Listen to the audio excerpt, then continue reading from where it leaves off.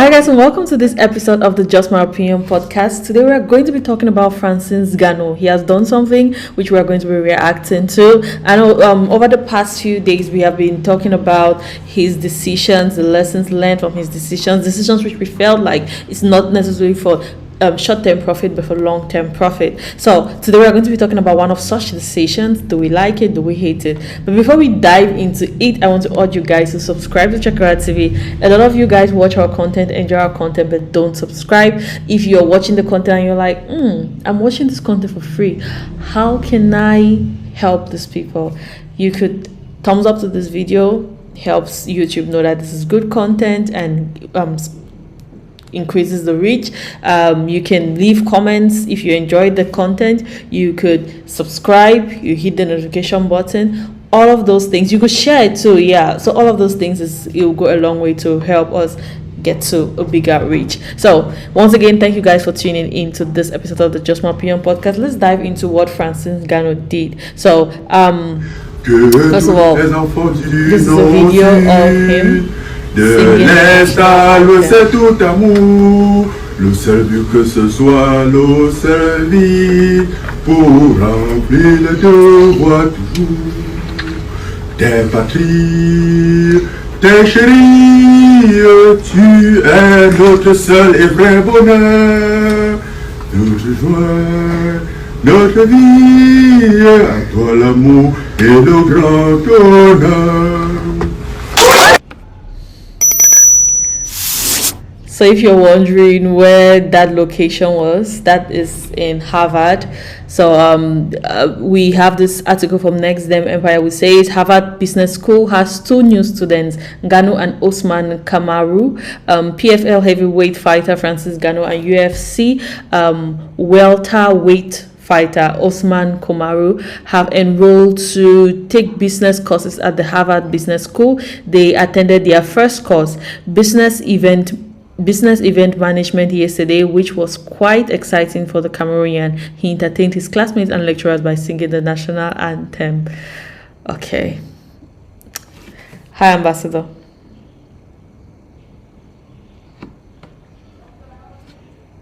Yep. Hello, people. What do you think of this move by Francis Ngannou going to? Yes. So for me, first, for those who have been watching me, I'm a fan of what he does. Not the fighting part, but at least with the fighting part, if I'm being honest, but I watch it. I don't want to sound advocating for fighting, but I watch it. So, also, I like his business moves. And that's one of the things that we Africans don't know. Or we don't only fight to sit on the table, but also prepare yourself to sit on that table. So that when you are given that contract to read, they are not going to give you the contract to read just because you are an African who's that put on the table. They'll give you the contract to read because you can make something out of that contract and you deserve your seat on that table. So I think that's what Ngannou is trying to do. First, he's fighting for the structures to be put in place. He has been given now the leadership of the PFL or is P what? PFL, African branch. He has to come out with some business ideas that will be like, wow, maybe let's promote this guy to global. He has to come out with some ideas when we look at it, we are like, this guy is not just a fighter. He has brains. And the fighting has not knocked out all of those brains. That all of those things, and to do that is moves like this. You should be aware that, okay, while you are learning on the job, but I always tell people, like, don't be that arrogant to assume. Like I always say to the artists, somebody cannot have studied business for the last 7 years, and you're that arrogant to think that from reading an article online, you know everything that he knows, or you don't need him. Don't be that arrogant to think that somebody has been building networks in the media field for the last 10 years, and because you put a post on Facebook and 10,000 people like it, you now know you don't need him anymore in the media space. Learn to respect work. Because if you work and you know how much you put into your work, you will respect other people's work. So with that being said, I think he knows that the guys he left from UFC, there's some business knowledge they know which he does not yet know. And it's not because he's maybe clashing with them now or saying that they're not. He's going to deceive himself to say that I know there as much business as you guys know. He has to go into the drawing board, go into the classroom, learn some business. Whatever way it takes. Maybe he's not even going to this school to go and take down notes and then ask questions. It's just the networks he'll create, just meeting with these people. It's just going into these kind of spaces. It's already a lot. Some people become millionaires just because they were roommates or dorm mates with some founder while they were in Harvard. And that's how their generational story changes. It's not because of what they were studying while they were at Harvard. It's just because of who they got to meet. Just because of the discussions you were privileged to be part of while you were in that classroom or in that environment. So I think it's really worthwhile what he's trying to do. There was the whole anthem saga, which I think he made light of it and I enjoyed it. I don't want to dwell on it because I feel like even 80% of Cameroonians are guilty of that same thing. When I go to most meetings, I think I know the words of the anthem. I always catch myself singing what I used to sing when I was in nursery and primary school. So what the trick I used, which he could not use that trick because he was put on the spot to sing alone. Mm-hmm. And then I went back and started trying to practice to sing alone because I was like, whoa, that happened, I'm in trouble. Because when I go to most meetings where we are singing the anthem, I sing mute. I don't even know what I mean by sing mute. Yeah, my mouth is moving the mouth. words, but I'm not shouting. Because you can shout, I'm going to shout the wrong word, and everybody just, the whole anthem stop and they look like, hey, what did this guy just... That's what most people do. Because when we were growing up, there were lots of things which they did not take the time to teach us the anthem, so we improvise just by hearing the sounds. So although now I've grown up, I've Googled and I've looked at the anthem, if you ask me like this particular place and I sing it in my brain, I'm going to give you the right word. When I'm just singing and enjoying the flow of the anthem, every now and then that demon of nursery school jumps out and I sing Shiny Shine, which is not in the anthem. So everybody's saying what they are saying. He went live and then he made fun of the thing like people should also sing theirs, let's see. But now people prepare, they might have it open in front of them, they're reading the words, the lyrics, and they will sing. If you're in a public place and most of these people talking, you're in public and they put you on the spot, might not play out the same way. He said, when he did his live, he said, one, he wanted to sing in English. Because like in English, if he makes a mistake, those people will understand. But in French, they will not understand. And you can actually see at one point he was smiling because he knew like, I've blundered here. He did not understand and he kept on going. He said like the true Cameroonian, the brave fighter, he kept on going like, I'm not going to fold my hand here. So he kept on singing and going. And then so at the end we were clapping and I think the lesson in that place was they wanted to just show the diversity. So that's supposed to sing the anthem. They said the last person to walk into the class was going to sing or something like that. So that's what he did. And trying to just fit in with the dynamics of the class. So I think that's just for me it's a comedy relief. It's not that serious. But it's something maybe he should work on because on a more professional setting where you knew on the agenda that you have to sing the anthem and you don't sing it right, it might not play out the right way. The scandal might get bigger. I think it was a very relaxed setting. You see him smiling and just doing what he was doing. But the focus for me is just the fact that he's going to this place and he's aware that he needs that development for him to be able to carry the kind of, should I call it, responsibility he's about to engage.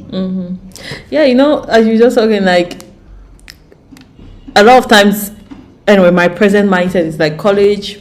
There are a lot of things you go and learn in college which you can learn on your own, and the amount of school fees you spend there is crazy. And in my opinion, in most cases, it's not even worth it because, you could use the online world and get the information you need to get. And there are certain professions that, of course, you need to show a certificate that you actually know what you're talking about. You actually know, you're actually a surgeon. You actually have qualifications as a medical professional.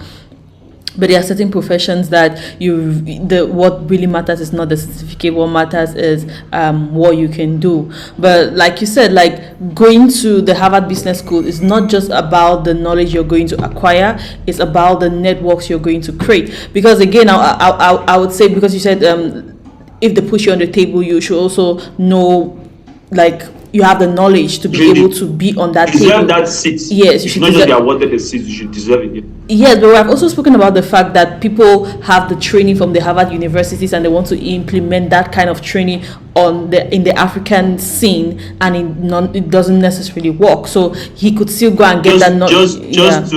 So the difference with the Ngannou case is not, I said, people from, let's say, Harvard, who are from their skyscrapers in New York, coming to give us lectures about the African music scene. But like in a case like Don Jazzy goes to Harvard. Whatever business, I remember like when I was doing my MBA, whatever they were teaching us, or maybe conflict management, marketing strategy, I was thinking about my African context and how can I adapt this strategy in Africa. But for somebody who knows the New York, they're thinking about New York. But the difference is Ngannou knows Africa. So whatever he's learning there, whatever plans he has in his mind to come and build his whole thing in Africa, he's using all of those business strategies and things they're giving him, but he's thinking about the African context. So it's somehow different. It's not the same thing like that guy who went to school in America all of his life and then went to Harvard and then he's coming to tell us about it. And does not even live in Africa. But Ngannou, I feel like he comes most of his time here, and he's very versed with the African setting.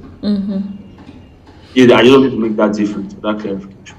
Yeah, and I'm just thinking, being an individual and you're in class, and then there's this person who you see on TV, or there's this person who you see on fights, and his name is everywhere with all these celebrities, and then you have to sit in the same classroom with them. I mean, like, just imagine, like, if he has classmates who are fans. I'm just thinking of the whole setting. Like, he might have classmates who are fans who might, after the lecture, in fact, the lecturer might even come and meet him to get an autograph. His classmates might meet him to get autograph. It's just the school bullies will just avoid him.